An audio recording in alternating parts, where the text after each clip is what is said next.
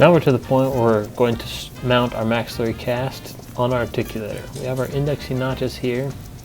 We're going to put some, or I'm going to put some Vaseline inside of those indexing notches. The reason why I do this is because I don't want the stone to adhere really well to these areas.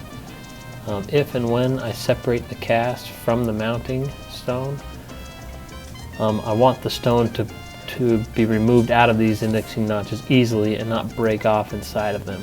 So I place some Vaseline as a separating medium. You can use other materials, but Vaseline seems to work pretty well. Just clean it out so it's a nice, very, very thin layer of Vaseline in those notches. Again, I'm going to try the cast into the bite fork.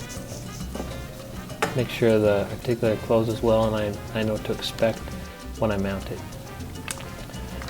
Now to mount the cast, we use what's called mounting stone, which is a different type of stone. It sets a little quicker and it's white. On the back of the package it has instructions as far as how much water to add, hand mix, and what kind of setting time to expect. I typically mix it manually to the consistency that I like by adding little amounts of water as I mix it. Here's the mixed stone. So it's kind of, I like it to be a little bit thicker. I don't want it to flow everywhere. Now in mounting the cast, I make sure I wet the surface so that the stone will stick better to the center. Again, I put Vaseline in the indexing notches so it won't adhere incredibly well in those notches, but I want it to stick really well in the center of the cast. I place some mounting stone on the mounting plate to make sure it gets stuck in the undercuts of the mounting plate, and a little bit of mounting stone in the center of my cast. This is just enough stone to get the cast to adhere.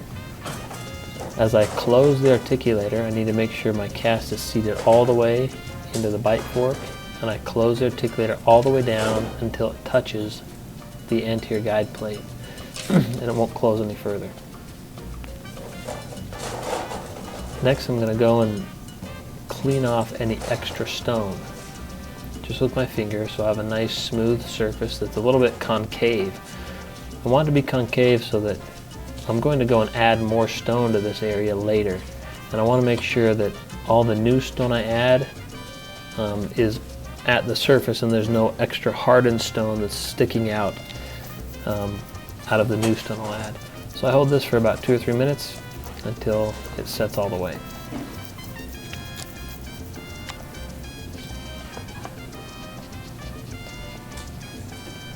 Again, you want to make sure you clean up the stone on the cast so you don't have a lot of excess. We just want enough stone so that it adheres to the mounting plate. Once it's set completely, I test it to make sure it's hard, and I carefully open the cast. I want to make sure I hold on to my cast so that I don't accidentally separate it from my mounting stone. It's not adhered incredibly well, but it's enough to hold it on. In this case, I unscrew the magnetic mounting plate. I don't just pull off the cast from the magnet, because I don't want to create torques that will break the mounting off of the cast. Take a knife and I gently insert in between the magnet and the mounting plate, and you can really carefully and easily remove the magnet.